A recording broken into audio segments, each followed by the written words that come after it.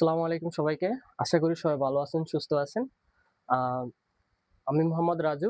আজকে হচ্ছে আমি এসএসসি হিসাব বিজ্ঞান আ এর ১ম অধ্যায় যে হচ্ছে হিসাব বিজ্ঞানের পরিচিতি অধ্যায়টা আ বেসিকটা খুব ভালোভাবে বোঝানোর চেষ্টা করব।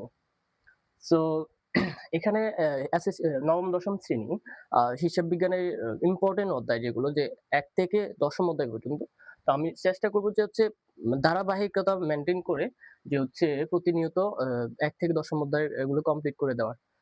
সো আমরা এই হিসাব বিজ্ঞানের পরিচিতি জানতে গেলে এখান থেকে কি জানতে হবে? আমাদের এসএসসি তে কি আছে? কোন টপিক গুলো আমার পড়তে হবে? সেটার হচ্ছে ১ নম্বর যেটা করতে হবে আমাকে হিসাবের ধারণা বা হিসাব কি? মানে হিসাব বিজ্ঞানের ধারণা বা হিসাব বিজ্ঞান কি অ্যাকচুয়ালি এটা জানতে হবে। তারপর হচ্ছে এর উদ্দেশ্য বা এর গুরুত্বটা কি? তারপর হচ্ছে এর মানে ইতিহাসটা একটু জানা লাগবে। জনক কে? তারপর হচ্ছে এটা আমাদের ব্যবসায় আর্থিক প্রতিষ্ঠানে কিভাবে আমরা এটা এপ্লাই করব বা এর মাধ্যমে কি সুবিধাগুলো পেয়ে থাকবো, সেই বিষয়গুলো আমরা হিসাব বিজ্ঞানের পরিচিতি থেকে জানবো। তো ১ম যে বিষয়টা জানবো একদম এজ এ জেনারেল যে কেউ আসলে আমরা হিসাব বিজ্ঞান কি যে কেউ জিজ্ঞেস করতে পারে যে হিসাব বিজ্ঞান কি বা হিসাব বিজ্ঞান কাকে বলে। সো আ আম আ এখন আমরা জানবো যে হিসাব বিজ্ঞান অ্যাকচুয়ালি এটা কি? হ্যাঁ, সেটা জানার চেষ্টা করব।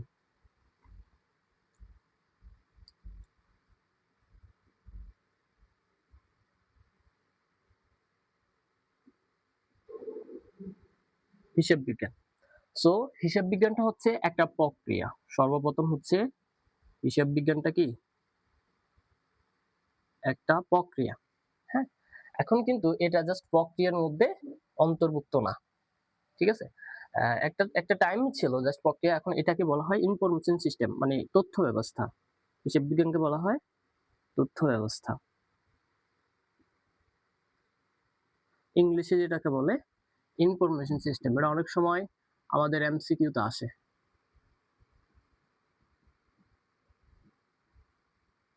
Information system. ওকে। এই ইনফরমেশন সিস্টেম বা হিসাব বিজ্ঞান হচ্ছে একটা প্রক্রিয়া বা ইনফরমেশন সিস্টেম যেটার মাধ্যমে কি করা হয় অ্যাকচুয়ালি আমি যদি একটু ব্রডলি চিন্তা করি, বড় করে বুঝাই দিই বিষয়টা। ১ম যে কাজটা করে থাকে এই ধাপ আছে ৩ টা ধাপে হিসাব বিজ্ঞান তার কার্যক্রমগুলো শেষ করে। তো ১ম যে কাজটা করে সেটা হচ্ছে চিহ্নিতকরণের কাজ করে।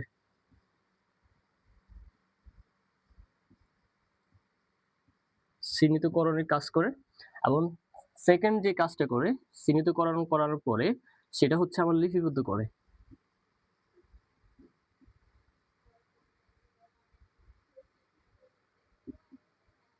এবং ফাইনাল যে কাজটা করে থাকে সেটা হচ্ছে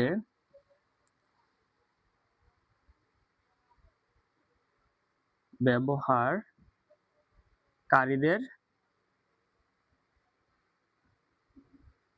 তথ্য সরবরাহ।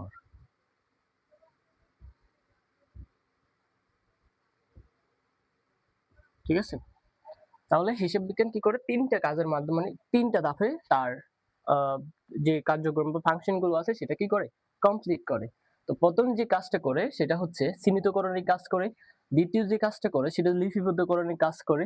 আর ৩য় যে কাজটা করে ফাইনাল যে কাজটা করা হয় সেটা হচ্ছে ব্যবহারকারীদের তথ্য সরবরাহ করে থাকে।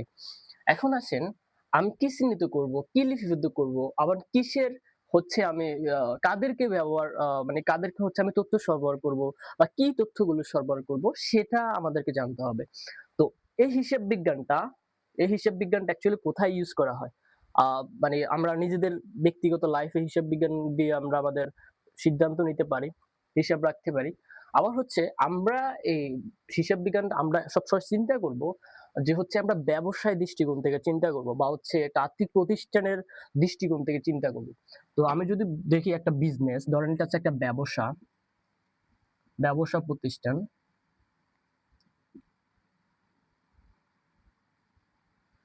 একটা ব্যবসা প্রতিষ্ঠান, ঠিক আছে? তো একটা ব্যবসা প্রতিষ্ঠানে কি হয়? এখানে অ্যাকচুয়ালি কি হয়? এখানে মানে অনেকগুলো ঘটনা ঘটে। আমাদের হিসাব বিজ্ঞানের ভাষায় যেটা বলি অনেক ঘটনা ঘটে। ঠিক আছে? মানে ঘটনা কি? ঘটনা হচ্ছে যে আমি যে পণ্য ক্রয় করি এটা একটা ঘটনা, পণ্য বিক্রি করি এটা একটা ঘটনা। তারপর হচ্ছে আম আ সরকারকে ট্যাক্স দেই এটা একটা ঘটনা। তারপর আসবাবপত্র ক্রয় করি এটা একটা ঘটনা।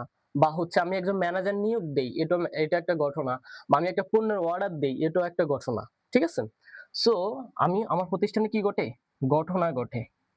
ঠিক আছে? এখন কি আমি এই ঘটনাগুলোকে লিপিবদ্ধ করব? না। মাথায় রাখবেন এইখানে যে ঘটনাগুলো দ্বারা আমরা অ্যাকচুয়ালি হচ্ছে আর্থিক প্রতিষ্ঠানে মানে আমার অ্যাকচুয়ালি হচ্ছে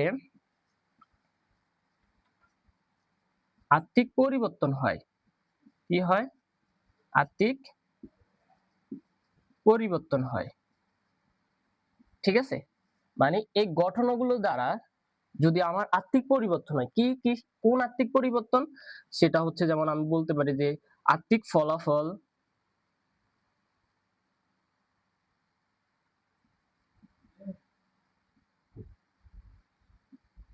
আর্থিক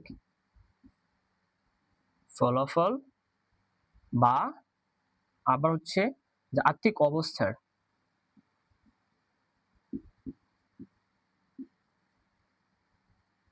হ্যাঁ? তাহলে এই যে ঘটনাগুলো দ্বারা আমার আর্থিক পরিবর্তন হয়, কি পরিবর্তন হয়? যেগুলো দ্বারা আমার আর্থিক ফলাফল, আর্থিক ফলাফল মানে কি?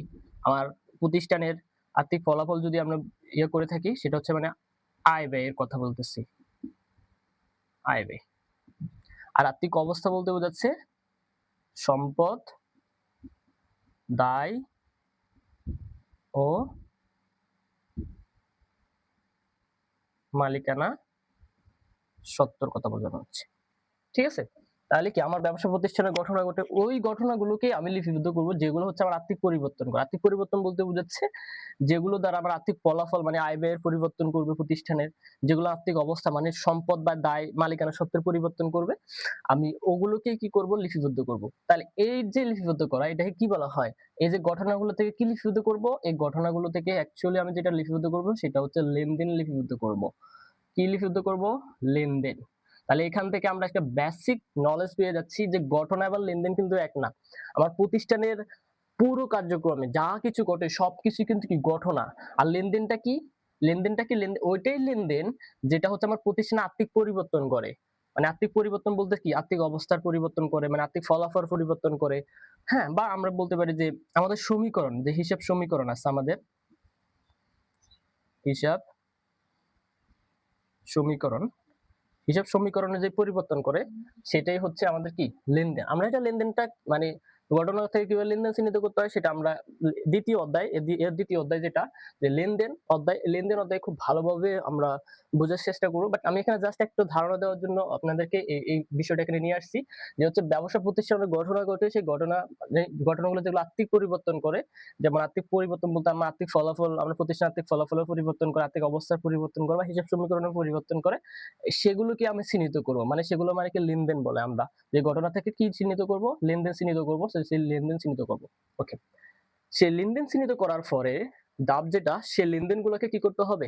লিপিবদ্ধ করতে হবে। কি করতে হবে? লিপিবদ্ধ করতে হবে। এই লিপিবদ্ধকরণের আরেকটা নাম হচ্ছে আমি উপরে দিয়ে লিখে দিই যে হচ্ছে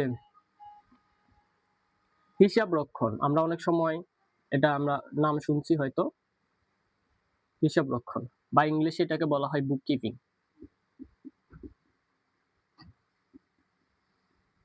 ঠিক আছে? ওকে। তাহলে লিপিবদ্ধকরণ বা হিসাব রক্ষণ বা বুক কিপিং অনেক সময় আসে যে হিসাব বিজ্ঞান এবং হিসাব রক্ষণের মধ্যে পার্থক্য কি? তাহলে মেইন পার্থক্যটা হচ্ছে হিসাব বিজ্ঞানটা হচ্ছে ৩ টা কার্যক্রম মানে ফুল যে লেনদেন চিহ্নিতকরণ, লিপিবদ্ধকরণ এবং হচ্ছে ব্যবহারকারীদের তথ্য সরবরাহ করে। এটা কি আমাদের পুরো হিসাব বিজ্ঞান। এই হিসাব বিজ্ঞান লিপিবদ্ধকরণটা কি হিসাব বিজ্ঞানের একটা পার্ট, যে পার্টে কি করতে হয়? ৩ টা কাজ করে থাকে। যে পার্টে যে কাজগুলো করে থাকে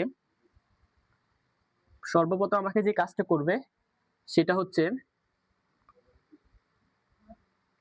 প্রথম যে কাজটা করবে সেটা হচ্ছে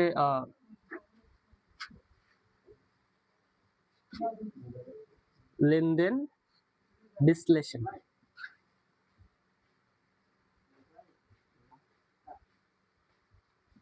লেনদেন বিশ্লেষণ তারপরে যেটা করতে হবে জাবেদা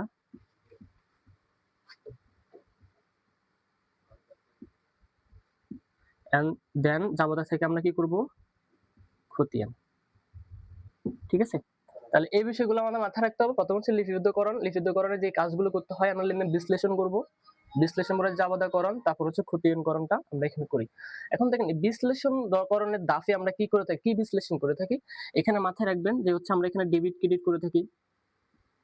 ঠিক আছে?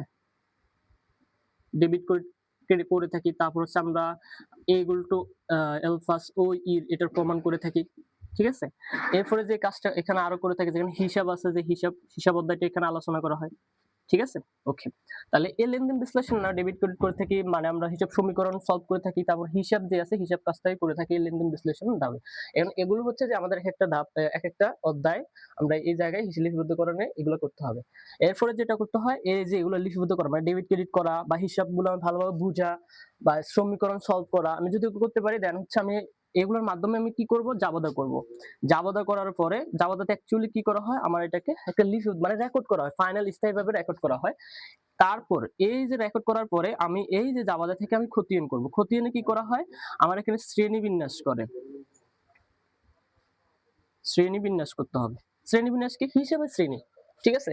আমাদের যেমন সাপোজ আমি একটা যদি উদাহরণ দিয়ে বুঝাই, যেমন হচ্ছে আমাদের প্রতিষ্ঠানে কি হয়, মানে আমরা যদি একটা সার্টেন মাসের কথা চিন্তা করি, তো যেমন আমাদের একটা মাসে অনেকগুলো ক্রয় করতে হয়, অনেকগুলো বিক্রয় করতে হয়।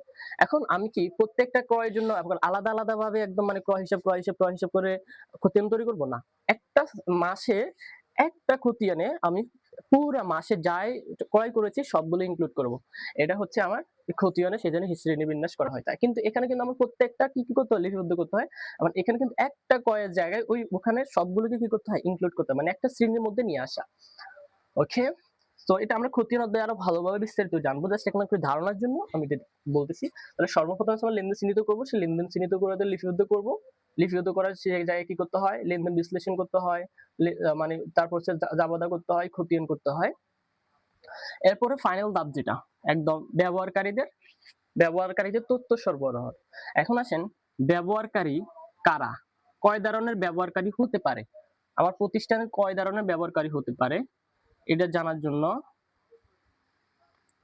আমার প্রতিষ্ঠানে হচ্ছে দুই ধরনের ব্যবহারকারী থাকবে। কয় ধরনের ব্যবহারকারী থাকবে, দুই ধরনের ব্যবহারকারী থাকবে। একজনকে বলা হবে অভ্যন্তরীণ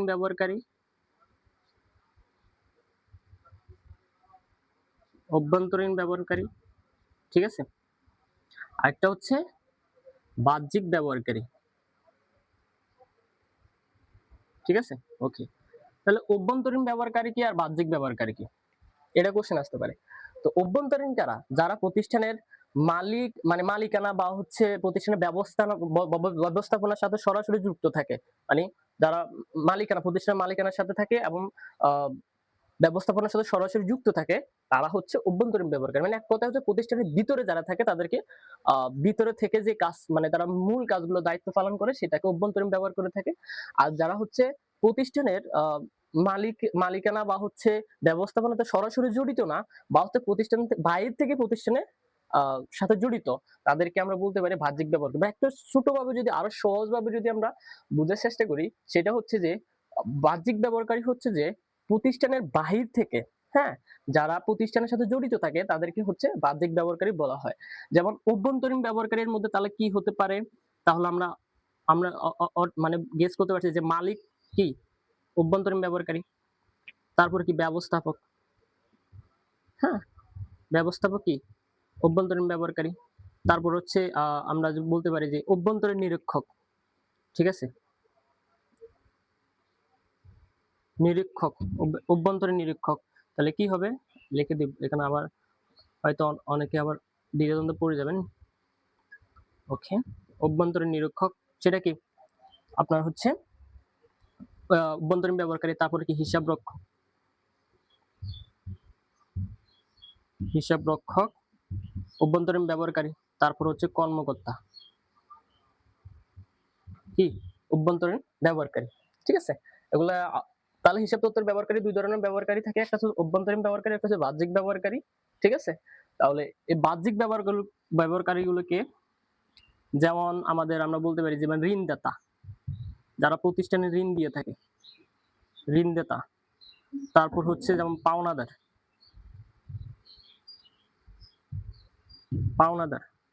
এরপরে হচ্ছে কি, যেমন আমরা ভোক্তা। ঠিক আছে, তারপরে কি বিনিয়োগকারী, হ্যাঁ, যারা প্রতিষ্ঠানে বিনিয়োগকারী। তারপরে কি সরকার, তারপরে কি কর কর্তৃপক্ষ,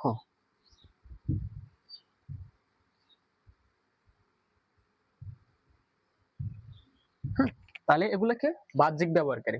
হুম, তাহলে অভ্যন্তরীণ ব্যবহারকারীকে মানে ব্যবহারকারীকে আমরা হিসাব তথ্যের ব্যবহারকারীকে কয় ধরনের ব্যবহারকারী, দুই ধরনের ব্যবহারকারী থাকে, একটা অভ্যন্তরীণ ব্যবহারকারী, একটা বাহ্যিক ব্যবহারকারী। অভ্যন্তরীণ ব্যবহারকারী কারা? যারা প্রতিষ্ঠানের ভিতরে থাকে, মানে ভিতরের পক্ষকে আমরা অভ্যন্তরীণ পক্ষ বলবো, বাইরের পক্ষ যেটা বাহ্যিক পক্ষ। তো অভ্যন্তরীণ ব্যবহারকারী কে থাকতে পারে? যেমন মালিক, ব্যবস্থাপক, নিরীক্ষক, মানে অভ্যন্তরীণ নিরীক্ষক, তারপর হচ্ছে হিসাব রক্ষক, তারপর হচ্ছে কর্মকর্তা, তারপর হচ্ছে আমাদের বাহ্যিকের মধ্যে ঋণদাতা, পাওনাদার, ভোক্তা, বিনিয়োগকারী, সরকার, কর কর্তৃপক্ষ। আর একটা যদি আসি যে কর্মচারী। ওকে, এখন কথা হলো কর্মকর্তা কর্মচারী কি? কর্মকর্তা হচ্ছে এরা হচ্ছে একটা নীতি নির্ধারক, মানে একদম টপ লেভেলে কাজ করবে, একদম ডিভিশন লেভেলে কাজ করবে, একদম হেড মানে হেড লেভেলে কাজ করবে। আর কর্মচারীটা কি? জেনারেল যারা কাজ করে আর কি, সাধারণত যারা কাজ করে তারা হচ্ছে কর্মচারী। তো কর্মচারীদেরকে তথ্যের প্রয়োজন হয়, তারা কি ডিসিশন নিতে হয় তেমন, মানে প্রতিষ্ঠানের যে কোনো কিছু, যেমন হচ্ছে যে প্রতিষ্ঠানের কতটা লক্ষ্য নির্ধারণ করা যায় করতে হয়, সেক্ষেত্রে কি কর্মচারীদের কোনো মতামত নেওয়া হয় না, মানে যেখানে কর্মকর্তা মানে যেমন আমি আরেকটা ম্যানেজারের কথা যদি বলা যায়, তাহলে সেটাও কি এখানে আসবে। এখন যদি বলে একটা প্রতিষ্ঠানের সিইও, অনেক সময় আসতে পারে যে সিইও, চিফ এক্সিকিউটিভ অফিসার, সেও কিন্তু কি অভ্যন্তরীণ ব্যবহারকারী, তার ইনফরমেশন গুলো লাগবে। ওকে, এখন আমরা জানলাম ব্যবহারকারী কি তথ্য সরবরাহ করবে। এইবার কোশ্চেন আসতে পারে, আমরা তো জানলাম ব্যবহারকারী সম্পর্কে জানলাম, এবার হচ্ছে কি তথ্য লাগবে আমার। ঠিক আছে, তথ্য কি তথ্য আমার আমার কি তথ্যগুলো সরবরাহ করব প্রতিষ্ঠানের, আমরা যেটাকে বলি একদম আমাদের ফাইনাল যে কাজটা থাকবে সেটা হচ্ছে আর্থিক বিবরণী। কি বিবরণী? আর্থিক বিবরণী। আমি হচ্ছে আমার প্রতিষ্ঠানের আর্থিক বিবরণী কি করব, তাদেরকে যেটাকে বলা হয় ইংলিশে বলা হয় ফাইন্যান্সিয়াল স্টেটমেন্ট। ঠিক আছে, এখানে লিখে দিই ফাইন্যান্সিয়াল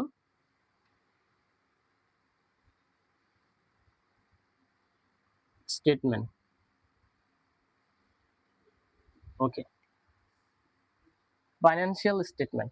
তো এই ফাইন্যান্সিয়াল স্টেটমেন্ট অ্যাকচুয়ালি কি, আমরা আইএসও যদি বলি, আমরা এটা আর্থিক বিবরণী খুব ভালো করে পড়বো, IAS 01 বা হচ্ছে মানে ইন্টারন্যাশনাল অ্যাকাউন্টিং স্ট্যান্ডার্ড 01 বা আন্তর্জাতিক হিসাব মান অনুযায়ী, হিসাব বিজ্ঞানের যে ইয়েটা আছে সেই মান অনুযায়ী যদি আমরা বলি, এখানে আমাদের যে 5টা কাজ করতে হয়, আহ 5টা মানে 5টা ধাপ আছে, 5টা ধাপের মধ্যে 4টা হচ্ছে বিবরণী। যে 4টা বিবরণী হচ্ছে, প্রথম আমাকে এখানে বিশদ আয় বিবরণী তৈরি করতে হবে।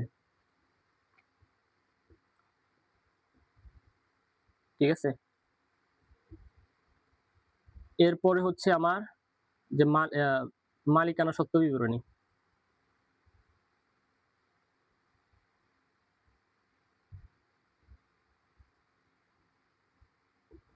এরপরে হচ্ছে আমার আর্থিক অবস্থার বিবরণী।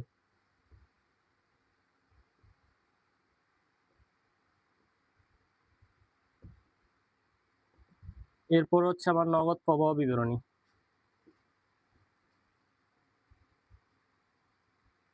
এন্ড সবার শেষে যেটা আছে হিসাবের নোট বা টিকা, মানে যেগুলো আমার এই 4টা বিবরণীতে আসবে না, মানে আমি দ্বিধা মানে ইয়েতে থাকবো, যে কনফিউশনে থাকবো, সেটা আমি নোট হিসাবে নিচে লিখে দেবো বিবরণী নিচে। এই স্টেটমেন্ট গুলি হচ্ছে এই দুইজনকে আমরা প্রোভাইড করবো, এগুলোই যে ব্যবহারকারীকে কি প্রোভাইড করতে হয়। মানে আমাকে আর্থিক বিবরণী প্রস্তুত করার জন্য আমাকে এই 2টা ধাপ, হ্যাঁ এখানে 3টা ধাপ যদি বলে থাকি,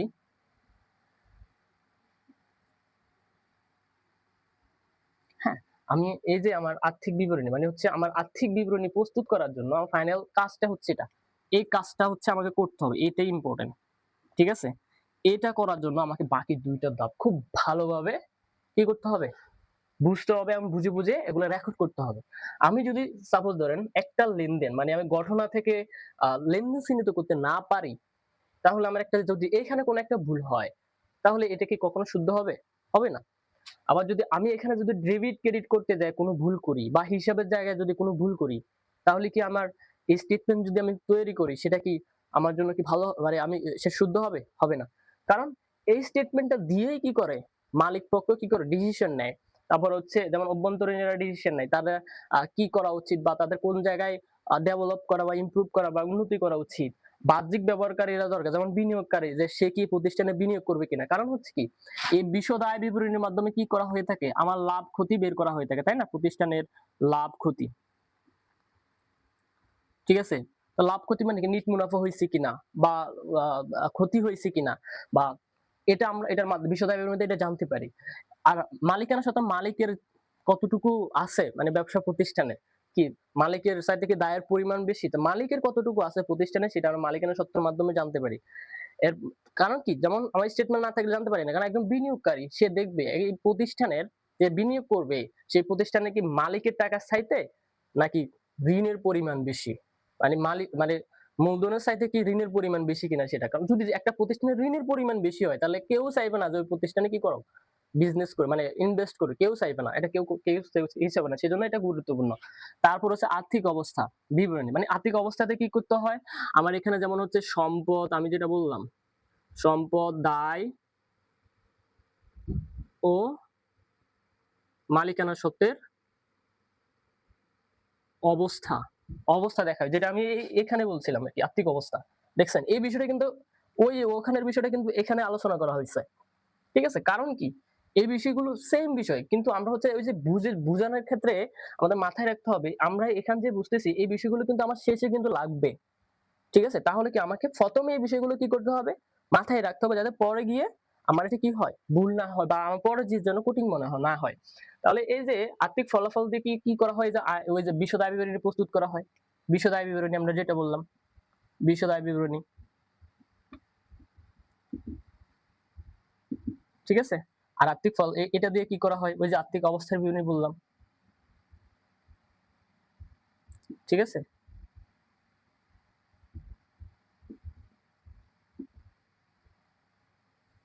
বুঝতে পারছেন? ওকে। তাহলে হচ্ছে এই যে বিষয়টা এখানে আমাদের আলোচনা করা হয়েছে। এখন দেখেন আমার প্রতিষ্ঠানে কতটুকু আর্থিক অবস্থা আছে, মানে সম্পদ আছে, কতগুলো দায় আছে, মালিকের সত্ত্ব কি। এই যে বিষয়টা যদি আমি জানতে পারি, তখন আমি ডিসিশন নিতে আমার জন্য সুবিধা হবে। যে আমি তো একজন বিনিয়োগকারী। আমি প্রতিষ্ঠানে কি বিনিয়োগ করব কিনা? এই প্রতিষ্ঠানে বিনিয়োগ করব কিনা? বা কেন করব? বা করলে বা আমার লাভ হবে কিনা? এই যে আগে আমার একটা ডিসিশন নেওয়ার ক্ষেত্রে আমার এই তথ্যগুলো লাগবে। ওকে। এখন তাহলে আমরা ওভারঅল যদি জানি, হিসাব বিজ্ঞান হচ্ছে একটা প্রক্রিয়া। হিসাব বিজ্ঞান একটা প্রক্রিয়া। এই প্রক্রিয়া ৩ টা ধাপ। ৩ টা ধাপের মাধ্যমে হচ্ছে আমরা কি করে থাকি, আমাদের পুরো হিসাব বিজ্ঞানের যে মেইন উদ্দেশ্যটা যেটা আরকি আর্থিক বিবরণী প্রস্তুত করা, সেটা আমরা করে থাকি। তো এর ১ম ধাপ যেটা লেনদেন চিহ্নিত করা, মানে চিহ্নিতকরণের কাজ করে। কি চিহ্নিতকরণ? লেনদেন চিহ্নিত, যেটা ব্যবসা প্রতিষ্ঠানে ঘটনা ঘটে, ঘটনাগুলো যেগুলো আর্থিক পরিবর্তন করে। পরিবর্তন বলতে বোঝায় যেগুলো আর্থিক ফলাফল বা আর্থিক অবস্থার পরিবর্তন করে বা হিসাব সমীকরণের পরিবর্তন করে, সেগুলোকে আমি চিহ্নিত করব। সেই চিহ্নিত করাগুলোকে এবার লিপিবদ্ধ করব। তারপর লিপিবদ্ধকরণে কি কাজগুলো করা হয়, যেমন হচ্ছে লেনদেন বিশ্লেষণ করি, জাবেদা করি, খতিয়ান করি। ঠিক আছে? এরপরে হচ্ছে আমাকে কি করতে হয়, ব্যবহারকারীদেরকে তথ্য সরবরাহ করতে হয়। কি তথ্য সরবরাহ করতে হয়? আমার আর্থিক বিবরণী সরবরাহ করতে হয়। মানে ফাইন্যান্সিয়াল স্টেটমেন্ট তাদেরকে কি করতে হয়? প্রোভাইড করতে হয়। তো এখানে কি বিবরণী, যেমন হচ্ছে বিশদ আয় বিবরণী করতে পারি, মালিকানা সত্ত্ব বিবরণী, আর্থিক অবস্থা বিবরণী, নগদ প্রবাহ বিবরণী, হিসাবের নোট বা টিকা যেটা বলা হয়। এখন এখানে ব্যবহারকারী কয়জন? মানে এই তথ্যগুলো কারা ব্যবহার করে? এটা হচ্ছে অভ্যন্তরীণ ব্যবহারকারী, একটা হচ্ছে বাহ্যিক ব্যবহারকারী। ২ ব্যবহারকারী ব্যবহার করতে পারে। ঠিক আছে? ওকে। তাহলে অভ্যন্তরীণ ব্যবহারকারী কারা? মালিক, এই যে মালিক, ব্যবস্থাপক, তারপর হচ্ছে আমাদের নিরীক্ষক বা অভ্যন্তরীণ যেটাকে বলা হয় নিরীক্ষক বা মানে অভ্যন্তরীণ নিরীক্ষক, হিসাবরক্ষক, কর্মকর্তা, সিইও বা চিফ এক্সিকিউটিভ অফিসার যেটাকে বলে। এরপর হচ্ছে বাহ্যিক ব্যবহারকারী। বাহ্যিক মানে প্রতিষ্ঠানের বাইরে যারা, যেমন হচ্ছে ঋণদাতা, পাওনাদার, ভোক্তা, বিনিয়োগকারী, সরকার, কর কর্তৃপক্ষ, কর্মচারী। ঠিক আছে? এগুলো হচ্ছে আমাদের প্রতিষ্ঠানের বাহ্যিক ব্যবহারকারী, তারা ডিসিশন নিতেই কি হচ্ছে এই তাদের আর্থিক বিবরণীটা জানা দরকার বা এই তথ্যটা জানা দরকার। ঠিক আছে?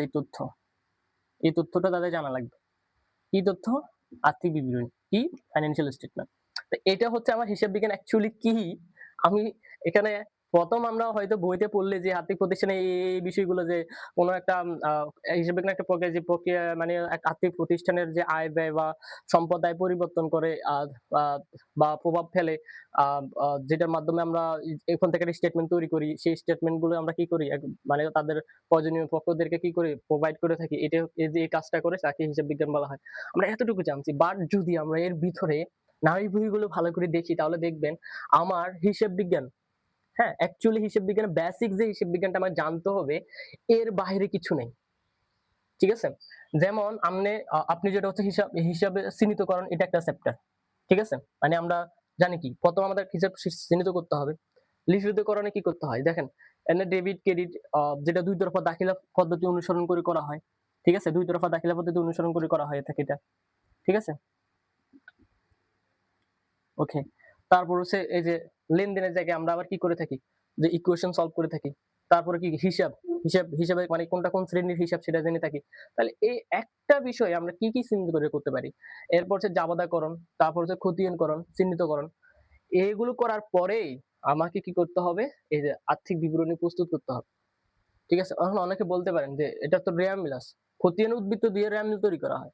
ঠিক আছে? এই খতিয়ান উদ্বৃত্ত দিয়ে রেয়ার মিল করা হয়। আর যদি আপনি রেয়ার মিল যদি আপনার নাও থাকে, সাপোজ আপনি কি আর্থিক বিবরণ করতে পারবেন না? কারণ রেয়ার মিলে তো রেয়ার মিলে যে কি করে জাস্ট সংক্ষিপ্তকরণের কাজটা করে যে একটা ডেবিটের দিকে ক্রেডিট গুলো ক্রেডিট দিকে দিয়ে জাস্ট একটা যোগফল বের করে। গাণিতিক মানে ডেবিট ক্রেডিট শুদ্ধ হইছে কিনা, টোটাল টাকার অঙ্কটা শুদ্ধ হইছে কিনা সেটা মানে সেটা এখানে কি করা হয়ে থাকে? যে আমাদের দেখা হয়ে থাকে। এই ছাড়া যে আমার খতিয়ানে মানে ওখানে গিয়ে আপনার একটা হিসাবের পরিবর্তন করে ফেলতেছেন, করতেছেন না। অ্যামাউন্ট হয়তো ওখানে আমি খুব ভালোভাবে আমরা বুঝবো। বাট আমাদের খতিয়ান হচ্ছে মেইন। ঠিক আছে? খতিয়ানের আগে গুরুত্বপূর্ণ হচ্ছে জাবেদা। জাবেদার আগে আমাকে ডেবিট, ক্রেডিট হিসাব এগুলো খুব ভালোভাবে জানতে হবে। এগুলো জানার পরেই আমি আর্থিক বিবরণীতে আসতে পারবো। তাহলে আমি দেখেন আমাদের পুরা হিসাব বিজ্ঞান যদি আমরা দেখি এর বাহিরে কোনো কিছু নাই। সো আমাদের এই হিসাব বিজ্ঞান এটা একটা প্রক্রিয়া বা তথ্য ব্যবস্থা যেটাকে বলা হয় ইনফরমেশন সিস্টেম। ঠিক আছে? ওকে। এই ইনফরমেশন সিস্টেমে ৩ টা ধাপের মাধ্যমে আমাদের কাজগুলো করে থাকে। লেনদেন চিহ্নিতকরণ, লেনদেন লিপিবদ্ধকরণ বা যেটাকে হিসাব রক্ষণ বলে, ইংলিশে বুক কিপিং বলে, ব্যবহারকারীদের তথ্য সরবরাহ করে। ব্যবহারকারী কারা? ২ ধরনের ব্যবহারকারী থাকে। একটা হচ্ছে অভ্যন্তরীণ ব্যবহারকারী, একটা হচ্ছে বাহ্যিক ব্যবহারকারী। অভ্যন্তরীণ ব্যবহারকারী কারা? মালিক, ব্যবস্থাপক এগুলো বললাম। তথ্য কি তথ্য দিয়ে থাকে সেই তথ্য মানে ফাইন্যান্সিয়াল স্টেটমেন্ট এটা হলো আমাদের তথ্য। এই বিবরণীগুলির মাধ্যমে আমরা এই যে ২ টা ব্যবহারকারীকে দিয়ে থাকি। তো এই হলো ওভারঅল আমাদের হিসেব বিজ্ঞান কি। এখন আসি এখানে আরেকটা বিষয় আ যদি একটু বলে দেই তাহলে ভালোই হয়। যে হিসাব বিজ্ঞান তো একটা তথ্য ব্যবস্থা বলা হয়। মাথায় রাখবেন হিসাব বিজ্ঞানকে একটা ব্যবসায়ের ভাষাও বলে। কি বলা হয়? ব্যবসায়ের ভাষা। ব্যবসায়ের ভাষা। ব্যবসায়ের ভাষা কেন? দেখেন আমরা যদি আমাদের কোনো কার্যক্রম করতে চাই বা আমাদের কোনো কাজ যদি আমরা সম্পূর্ণ করতে যাই, তাহলে সেক্ষেত্রে আমাদের একটা ভাষার প্রয়োজন। আমরা যদি বাংলায় যদি সেই কাজটা করে ফেলতে পারি সেটা বাংলা ভাষা বলে। তো হিসাবের মাধ্যমে যে আর্থিক বিবরণীটা প্রকাশ করছি বা উপস্থাপন করব, প্রতিবেদনটা মানে এই যে ২ টা ব্যবহারকারীদের কাছে উপস্থাপন করব, এটার যে ভাষাটা সেটা হলো হিসাব বিজ্ঞান। তাই হিসাব বিজ্ঞানটাকে ব্যবসায়ের ভাষাও বলা হয়। বুঝতে পারছেন? মানে কি? এই যে তথ্যগুলো উপস্থাপন করার জন্য একটা ভাষা লাগবে। সেই ভাষাটা কি? হিসাব বিজ্ঞান। তাই হিসাব বিজ্ঞানকে একটু কি বলা হয়? ব্যবসায়ের ভাষা বলা হয়। মানে ব্যবসায়ের যে আর্থিক অবস্থার বিবরণীগুলো আছে, মানে যে বিবরণীগুলো আছে সেগুলো মানে আ যে ব্যবহারকারী আছে তাদের সামনে উপস্থাপন করার জন্য যে ভাষার প্রয়োজন সেটাকে হিসাব বিজ্ঞান বলে। তাহলে হিসাব বিজ্ঞানকে কি বলা হয়? এটা ব্যবসায় ভাষাও বলা হয়। এটা মাথায় রাখবেন। এটা খুবই গুরুত্বপূর্ণ। অনেক সময় এমসিকিউ আসে। আর যেহেতু হচ্ছে এখন সংক্ষিপ্ত প্রশ্ন অপশন চলে আসছে। সো আমি যেভাবে বলছি আরকি এই বিষয়গুলো যদি আপনি নিজের মতো করে সাজিয়ে নোট করে রাখতে পারেন, তাহলে এর বাইরে আপনি মোটামুটি একটা সামারি দেন, একটা ইমেজ পেয়ে গিয়েছেন যে অ্যাকচুয়ালি আমাকে এখান থেকে কি শিখতে হবে বা আ আমার হিসাব বিজ্ঞান অ্যাকচুয়ালি কি? আপনাকে বাকি বিষয়গুলো মানে বাকি ধাপে যাওয়ার জন্য এইটা অনেক হেল্প করবে। অনেকে হয় কি যে হচ্ছে জাস্ট আমি একটা সংজ্ঞা পড়ে গেলাম। বাট অনেকে মনে করে হিসাব বিজ্ঞানটা অনেক কঠিন। কিন্তু আপনি এখান থেকে যদি জানেন বিষয়টা হিসাব বিজ্ঞানের কঠিন কোনো ধাপ নেই। আপনি জাস্ট হচ্ছে একটু থিংকিং করবেন আর মানে একটু দেখবেন, চিন্তা করবেন, আশা করি পারবেন। ওকে। এরপরে দেখেন আমরা হিসাব বিজ্ঞান অনেক ধরনের হিসাব বিজ্ঞান আছে। ঠিক আছে? এখন আমরা এখানে যে হিসাব বিজ্ঞানটা আমরা শিখতেছি, এই হিসাব বিজ্ঞানটাকে যেটা বলা হয়, আমি এখান দিয়ে লিখি। এই হিসাব বিজ্ঞানটাকে বলা হয় আর্থিক হিসাব বিজ্ঞান। কি হিসাব বিজ্ঞান? আর্থিক হিসাব বিজ্ঞান, হিসাব বিজ্ঞান, যেটাকে বলা হয় ফাইন্যান্সিয়াল অ্যাকাউন্টিং।